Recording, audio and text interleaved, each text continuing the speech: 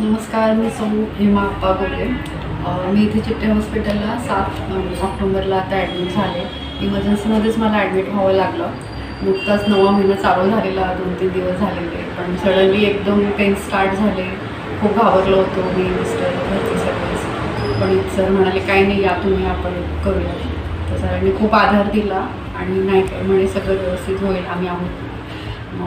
इमर्जन्सीमध्ये सिजर करावं लागलं. पण खूप छान, म्हणजे एवढं मनावरची भीती माझी गेली त्यावेळेस. खूप टेन्शन पण आलेलं, एवढं लवकर आली नव्हते, कसं होणार वगैरे. पण सरांनी खूप छान कोऑपरेट केलं, सगळ्यांनीच.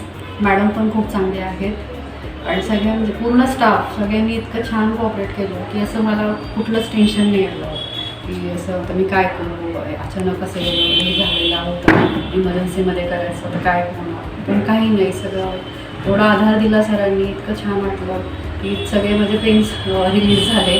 बाळसुद्धा खूप हेल्दी, सरांनी अगदी व्यवस्थितपणे ट्रीट केलं आम्हाला.